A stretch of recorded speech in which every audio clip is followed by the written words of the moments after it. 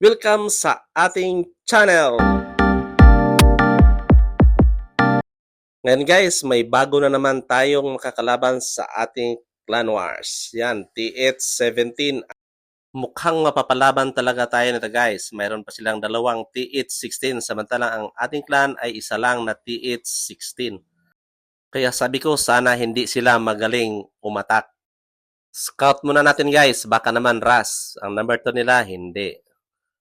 At tinignan natin ang kanilang TH17 top 1. Ayun, maganda ang kaniyang war base kaya panigurado active ito. Kanilang warlag, check natin din guys. Mayroon ho silang 4 na straight wins. So ibig sabihin, last attack pa nila guys is almost 100%. Last 3 wars nila is nagkaroon sila ng 100%. So active talaga ito. Pero ang atin guys, hindi rin tayo magpapatalo. Green po yan lahat. So kinabukasan guys, war na. Nag-start na sila kagad, tinira na tayo, mayroon na silang 5 stars. Maaga pa naman guys. At ngayon, Chico ang TH17 kung ano ang kanyang layout, medyo mahirap. Bilog-bilog yung kanyang layout guys, nakakumpul-kumpul yung mga defenses niya dyan. Kaya ang troops natin, pag iikot, hindi talaga yan mapasok sa iba. Kaya medyo mahirap yan guys. Pero let's see. Pwede naman yan, kaya naman natin yan. Kahit percentage-wise, pwede na tayo dyan. Kung hindi lang sila kagalingan. Siyempre, sana 3 stars kasi mas advantage yun at mas medyo maganda ang feelings natin kasi TH16 lang tayo guys samantalang siya TH17 kaya aim talaga natin kung kakayanin i-3S natin yan guys. Kinagabihan guys about 16 hours sa ating war. Ayan, tinambakan na namin sila 46 kontra 7. Hindi pa sila gumagalaw. Naghihintay pa siguro ito ng tamang timing kung kami ay natutulog na. Kaya ngayon guys, nakapag-desisyon na ako na atakin ko na yung kanilang number 1. Samahan niyo ako guys sa panunood sa aking attack sa TH17. Drops ko 10 rugs, 9 balloons, 3 dragon riders, clone spell, recall spell at saka freeze at threads. Blimp rin ang gamit natin guys para diretso sa town hall at wala itong ligtas. Nag-start ako sa baba guys gamit ang queen with giant, arrow, and healer puppet. Tapos i-recall ko yan papunta doon sa kaliwa. Kasi dyan, pag dyan ako mag-walk guys, malapit lang ako targetin yung kanyang monolith. Napakalakas yan. Hindi tayo makasibat dyan. Sobrang power yung monolith. Patay talaga troops dyan. Kaya i-recall ko na. Lipat natin doon sa kabila. Tapos drop tayo ng king. Dyan, clearing dyan. Tapos dragons, loons, at saka Dragon Rider. Spam lang natin guys. Pasundan natin siya ng Warden at saka Royal Champion din ang ating Siege Machine na Blimp. Tapos i-skill natin ang Warden para ma-immune ang ating Blimp at maubos ang malapit na troops gamit ang kanyang Fireball. Pagdating sa Blimp natin guys, automatic rage yan at saka Clone Spell para maubos ang TH kung anong malalapit na defenses dyan. Yan. Tapos yung Royal Champion natin guys, nakaskill na yan para doon sa corner. Ayun, naglabas ang invincibility kaya lumiko ang ating Royal Champion pati mga dragons. At yun, na-target na. Iikot kasi yan guys. Diyan iikot kasi naka-circle ang kanyang layout. Pumasok ang iba. Tapos freeze natin siya guys. Kabila naman, buhay pa ang ating Rina. At saka mayroon pa tayong kunting drugs. Kaso lang, buhay pa rin ang kanilang major defenses doon. Sa kanan naman guys, halos intact pa lahat. Kaya sabi ko hindi na to 3 stars. Hanap na lang tayo ng magandang percentage. Kung sakali mananalo tayo true percentage guys.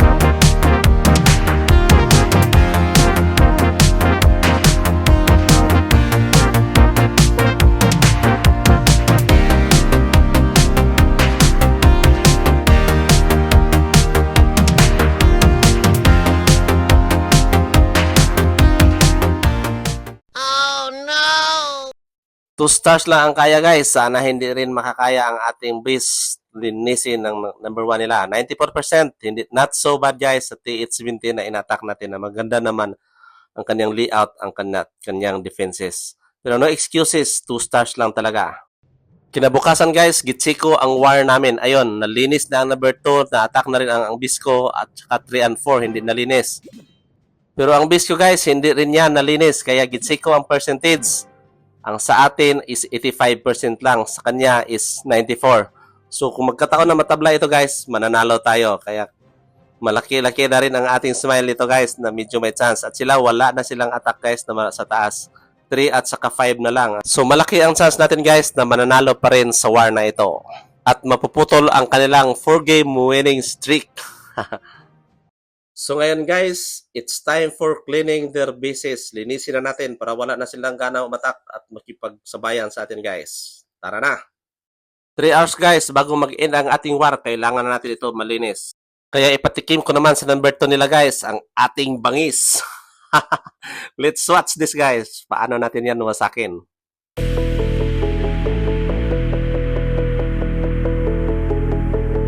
Itong drag attack guys, gamit ang ating recall spell, clone at saka blem. Napakasimple pong attack ito guys. Kailangan mo lang gamayin kung saan ka lalapag at saan mo i-drop ang iyong mga drops. Highly recommended ito guys, kahit TH17, nasubukan ko na po yan ilang beses, nalinis yan. Ngunit ngayon sa aking mga video, wala pa akong nalilinis kahit TH16.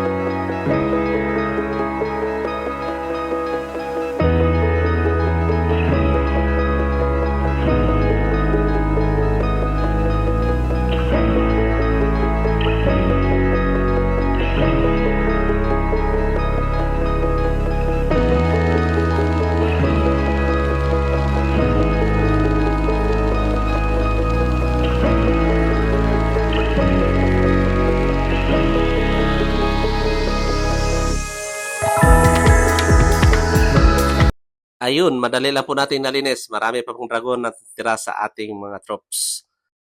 Malapit na po mag-in and war guys, kaya napagtanto namin na hindi na talaga sila umatak dahil nawala na silang chance. Just because attack pa lang nila sa number 1 sa Bisco is malayo sila sa percentage. So hindi na rin nila kaya kasi ang natira nila mga bases guys is TH15. So sa palagay ko, yun ang reason na hindi na sila umatak. Kaya mapuputol talaga ang kanilang winning streak na 4 at ang amin naman ay madagdagan.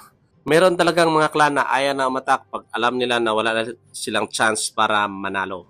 Pero hindi kami ganoon guys, kahit medyo tagilid kami, atake talaga kami. Kaya guys, panoorin natin ang attack ng number 1 sa Bisco kung paano naman niya tinira ang aking base na hindi naman niya na 3S.